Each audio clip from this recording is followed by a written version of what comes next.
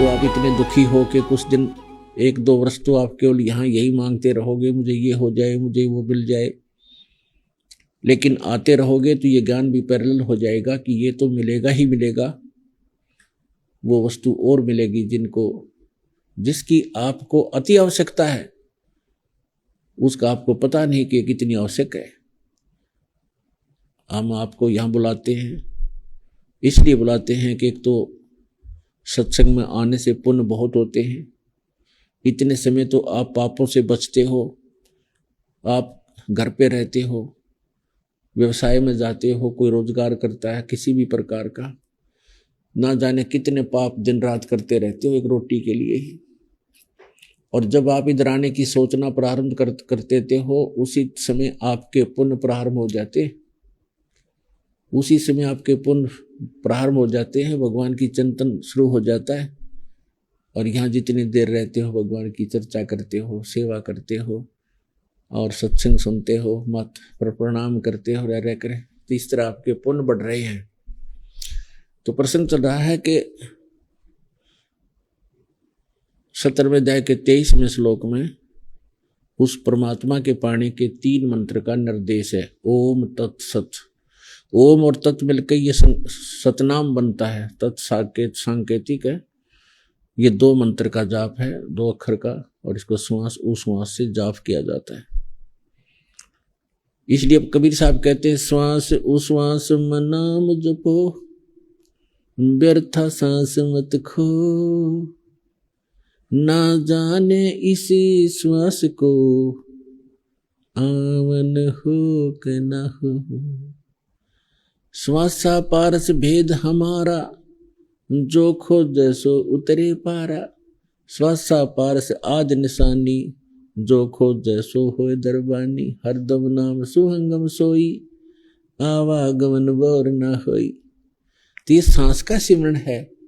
कबीर साहब कहते हैं, कहता हूँ कहीं जात हूँ और कहूँ बजा के ढोल, और श्वास जो खाली जात है ये 3 लोक का बोल।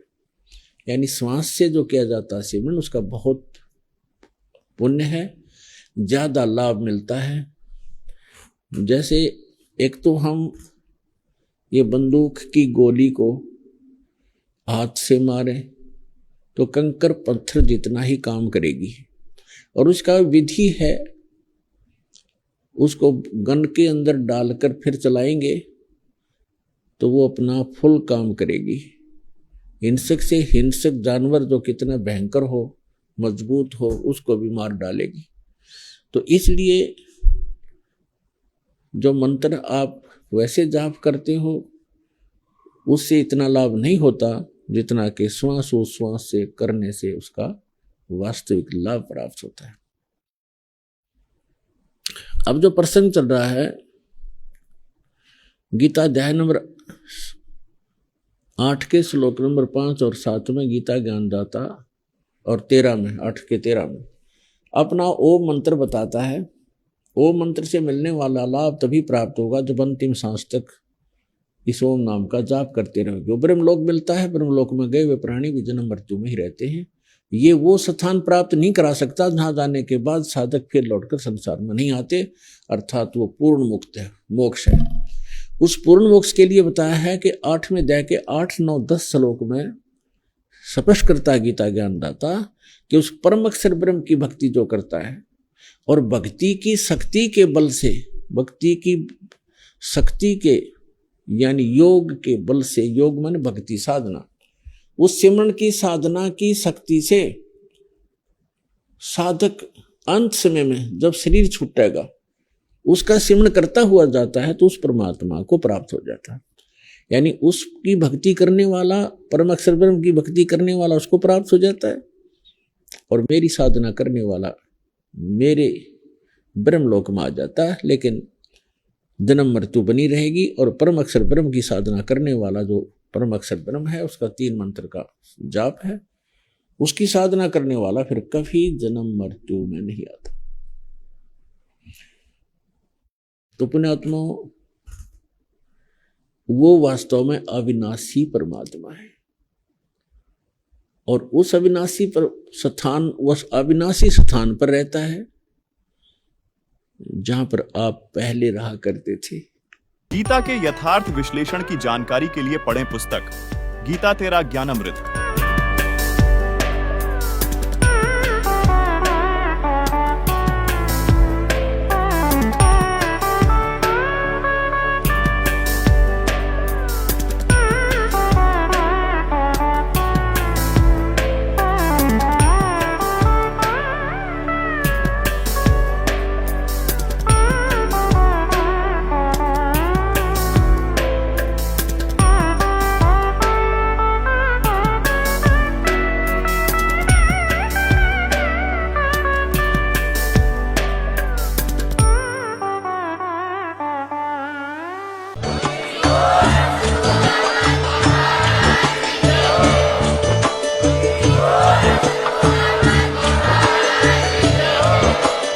आप सुन रहे थे जगत गुरु तत्वदर्शी संत रामपाल जी महाराज जी के मंगल प्रवचन। अधिक जानकारी के लिए विजिट कीजिए हमारी वेबसाइट www.jagatgururampalji.org। संत रामपाल जी महाराज जी के शुभ आशीर्वाद से पूरे विश्व भर में 500 से भी ज्यादा नाम दीक्षा केंद्र हैं, जिन पर संत रामपाल जी महाराज जी द्वारा ऑनलाइन निशुल्क नाम दीक्षा दी जा रही है। अपने नजदीकी नाम दीक्षा केंद्र का पता करने के लिए संपर्क करें 8222880541।